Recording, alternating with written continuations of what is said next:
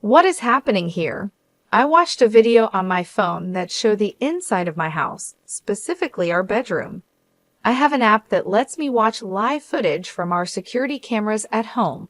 In the video, I saw my husband with another woman. They were too close to each other to just be friends. Then I heard them talking. Are you sure she doesn't suspect anything? Yeah, I've been following your instructions perfectly. She has no idea. She totally believes me. They laughed and playfully jumped onto the bed. I was shocked because the woman with my husband was my own sister. My name is Karen McDougal. I am 53 years old. My husband James is almost 56, and we have been married for 21 years. We don't have children, and it has always been just us two.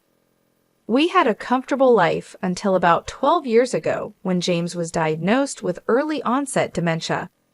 His condition worsened over time. He began forgetting important meetings, how to do his job, and where he placed things. He even had trouble dressing himself and would often bump into things. Once, he left a kettle on the stove, nearly causing a fire. So James and I sought advice from my sister, Nicole, who runs a care home. She recommended a hospital where James was diagnosed. He had to retire, and now a caregiver from Nicole's facility visits our home twice a week. These days, I am the main earner in our family, working hard every day. One day when Miss Tom, our regular caregiver, visited, Nicole came with her. She said, "How's James doing? He's your husband, and I'm worried too." Since we started using Nicole's facility, she often stops by to check on us. I left for work knowing James was in good hands. My sister Nicole has looked after him like a brother ever since we got married. She always wanted a big brother when we were kids. She was very upset when James was diagnosed with dementia. Although she's busy, she often checks on us, which I really appreciate. Thanks to Nicole and Ms. Tom, I can work peacefully knowing James is safe at home. Without my job, we'd struggle financially, so I'm very grateful to them. However, they can't help on weekends, so I take care of James alone then. I work during the week and care for James on weekends, leaving me no time for myself. I hadn't realized how tired I was, but a nurse at the hospital, who I've known for nearly 12 years, noticed. "Mrs. McDougal, it's tough caring for your husband. You need some time to rest," she told me. I know I can ask Nicole and Ms. Tom for emergency help, but I don't want to trouble them more. By the way, there's a new nurse here from a specialized dementia hospital in Kansas City. She might help you. Look, there she is. I looked where the nurse was pointing, and to my surprise, it was Judy, my best friend from college. We hugged and caught up happily. Judy, who played softball in college and still looked sharp with her neat, short haircut, exclaimed, "Karen, you haven't changed at all." "Neither have you, Judy. I'm so glad to see you," I replied. Judy had waited for her children to grow up, divorced, and moved back to her hometown. "Let me know when you're free for coffee," she suggested. Just then, James came out in his wheelchair after his tests. "This is my husband, James," I introduced him.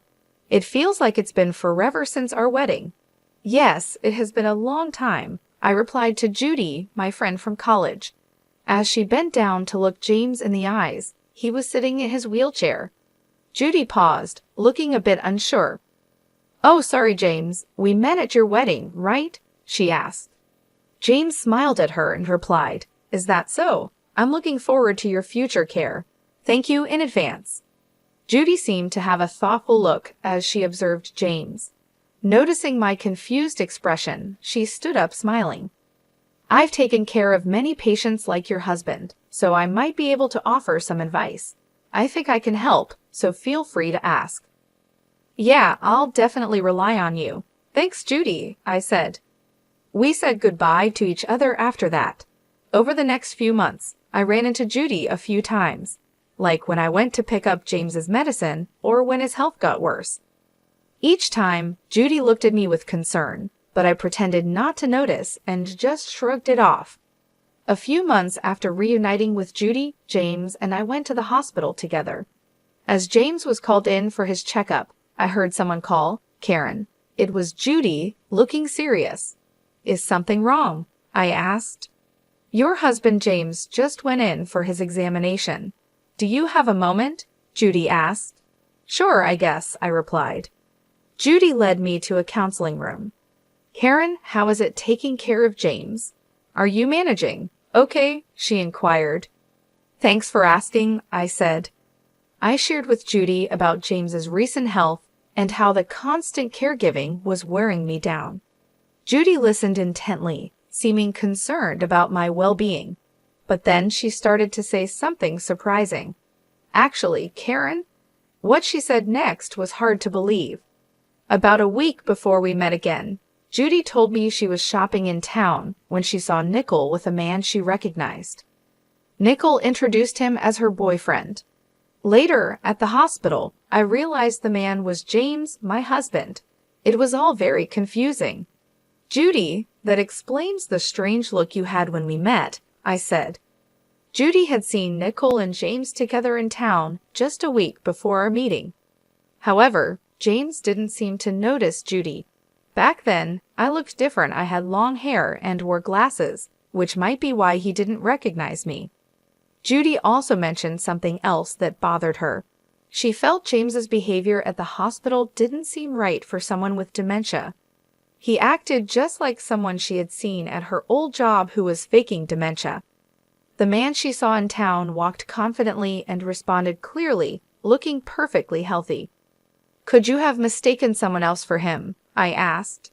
"I don't think so," Judy replied. "You know how James has those distinctive moles under his right eye? The man with Nickel had them too. It's quite a unique feature." Judy realized she might have spoken inappropriately about my husband and apologized. But it was true, James does have those moles, and it's rare for someone else to have the same ones in the same place. Could James have been pretending to have dementia for 12 years and be having an affair with Nickel? The story was hard to believe, but Judy isn't known to lie. "I don't think this hospital is very good," Judy admitted. "The doctors aren't great, and I've heard some bad rumors. It seems odd that they have so many patients. I think you should get James properly checked to see if he really has dementia," she suggested seriously. After hearing what Judy said, I went to a large store and bought a home security camera. I placed it in hidden spots in the living room and bedroom to secretly record what was happening while I was at work. I set it up to connect to my smartphone and checked it during my breaks. Surprisingly, James acted differently than he did around me. He wasn't lost or confused about where things were. He seemed to be living normally. Also, when Miss Tom, the caregiver I had hired for James, came over, there was no sign of her actually taking care of him. Furthermore, I discovered that Nickel had been visiting my house frequently while I was away. The camera also captured their conversations clearly. "You're not getting caught pretending to have dementia, right, James?" "Yeah, because I'm doing just as Nickel suggests, pretending not to know the date or where things are is working perfectly, pretending not to write or go outside, and thinking it's day when it's actually night would be good too. Karen is a trusting person, so I don't think she'll suspect anything." "Is Miss Tom okay? Won't she spill the beans?" "Ah, she's fine. She's a single mom with a kid, so she needs the money. I've been giving her a bit more salary, and she's been keeping quiet." After laughing together, they would flirt and head to the bedroom. I was speechless when I saw the footage. I couldn't believe my sister and husband were plotting behind my back, but the evidence was clearly recorded on the camera. Confronted with the undeniable truth, I felt lost. A few days later, I felt the need to talk to Miss Tom, who had been taking care of James. When I contacted her, she said she would be available the following Saturday. I went to her apartment and showed her the footage. She looked defeated, cried, and apologized to me. "What you see in this footage is the truth. I've been deceiving you all this time, and I'm truly sorry. I don't have a license, and I was struggling to find another job. I had no choice but to follow what Nickel said because she offered me a good deal," she confessed. She explained that she was a single mother needing money, but she felt guilty for helping deceive me. Her guilt helped me get her statement. She also gave me copies of receipts, daily reports, and her diary from that time. No matter how much I needed the money, what I did was wrong. I am really, really sorry, she kept saying. Besides the evidence and testimony from Ms. Tom, I gathered more proof by talking to a few people involved and then spoke with my lawyer. I decided it was time to confront James and Nicole. I pretended to go to work like usual, waited near my house, and went back when Nicole arrived and they were likely together. I caught them off guard and they panicked. I know everything now, James, I said coldly. He quickly started confessing. It wasn't my idea. Nicole seduced me.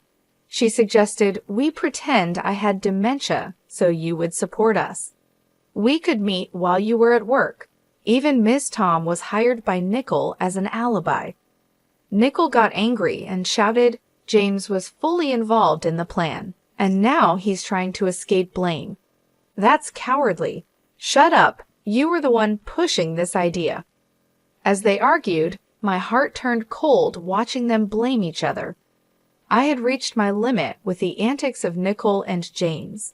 Exasperated, I commanded, "That's enough. Both of you, get out." I didn't just speak. I acted, tossing them out of the living room window along with their clothes and Nicole's purse, which were scattered all over the floor. Then I slammed the window shut.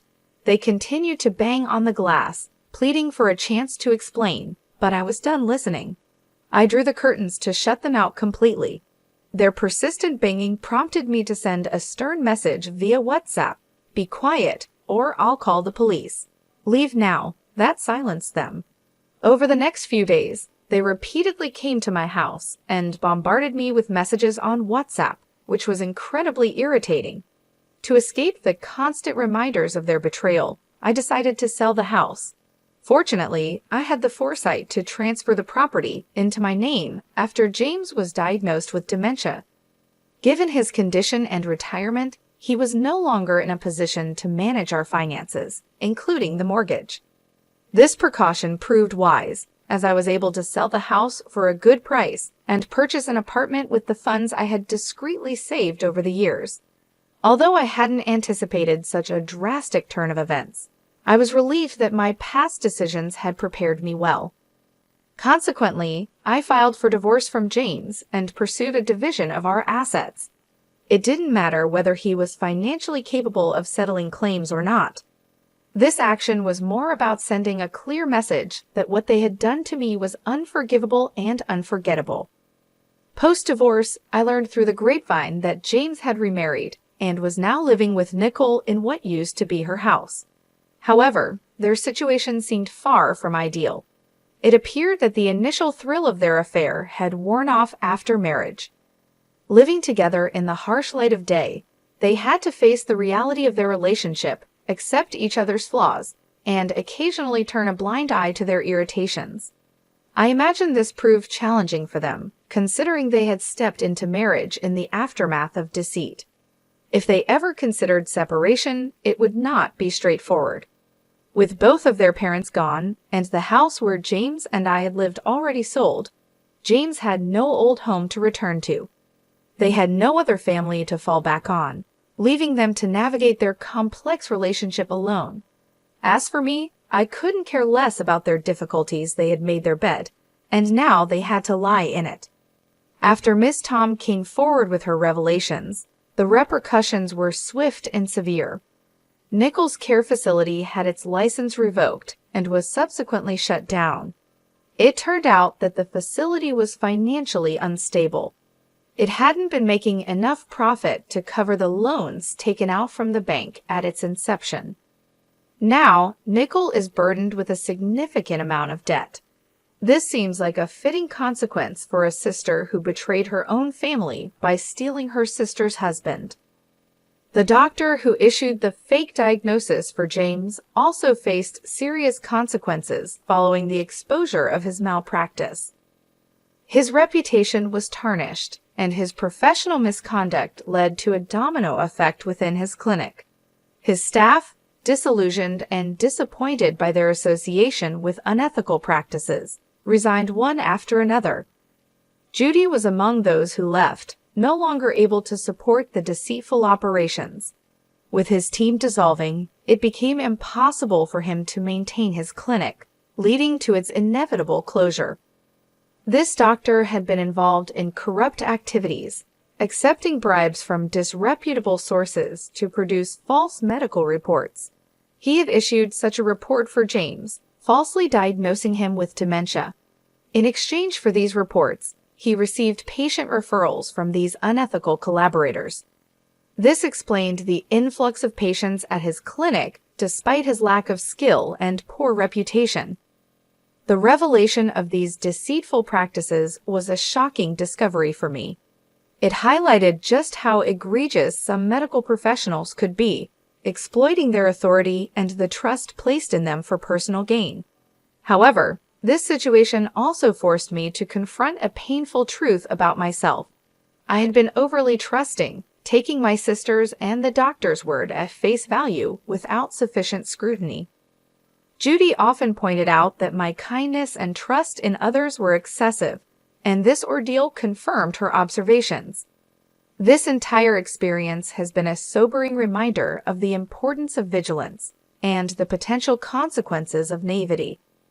It has prompted me to reevaluate how I trust and the extent to which I should verify information, especially when it concerns the well-being of my loved ones. As painful as these lessons have been, they have instilled a more cautious approach to trusting others in my future interactions. I used to trust people easily, but recent events have taught me the importance of questioning what I'm told and relying more on my own judgment. It's a difficult shift, considering my natural inclination to see the best in others, but it's become clear that being too trusting can lead to serious consequences. While I navigate these changes in how I approach relationships and information, it's reassuring to see familiar faces settling into new beginnings. Judy, a friend whose judgment and integrity I've always respected, has successfully transitioned to a new job at a large general hospital in a nearby town. Her extensive experience, especially her previous role in a prestigious Kansas City hospital, was highly valued, leading to quick acceptance and trust from her new colleagues. She's thriving in an environment that appreciates her skills and dedication, which brings me a great deal of joy knowing that she's finding fulfillment in her work. In a lovely turn of events, on Judy's recommendation, Ms. Tom, who was entangled in the recent turmoil but showed remorse for her actions, has found a position at the same hospital, working in the cafeteria. It's a fresh start for her, an opportunity to rebuild her life in a less pressured role, away from the complexities of direct patient care. This chance at a new beginning in a supportive environment might just be what she needs to move forward. One of the brighter moments during these times has been the arrival of a new companion, a male miniature Dachshund puppy whom I brought home about a month ago. His joyful demeanor and playful antics are a constant source of comfort and delight after long, tiring days. Judy's affection for him is evident. Her eyes sparkle with joy every time she sees him frolicking with his favorite ball. While she insists that her frequent visits are purely to indulge in his cuteness, I know there's more to it. Judy is considerate and caring, often using her love for the puppy as an excuse to check on me, ensuring I'm not just coping but thriving despite the challenges I've faced. These visits from Judy have become a cherished part of my routine. They remind me that life can still hold simple joys and genuine connections, even after profound loss. The laughter we share, the quiet moments spent in companionable silence, and the comfort of having someone who understands and supports me unconditionally are invaluable. It has led me to reflect on the unexpected paths life takes us on, and how sometimes the outcome isn't as bleak as it initially seems. Losing my husband in the way I did was devastating, and the betrayal cut deep. However, Finding solace in my friendship with Judy and the unconditional love of my new puppy has given me a renewed sense of purpose and happiness. It's in these small, everyday moments with them that I find strength and recovery. As I adjust to this new phase of life, the idea of living a single life, enjoying the company of my dear friend, and my delightful puppy doesn't just seem bearable, it feels genuinely fulfilling. Perhaps this is what contentment looks like for me now. Simpler, quieter, but no less rich in love and companionship.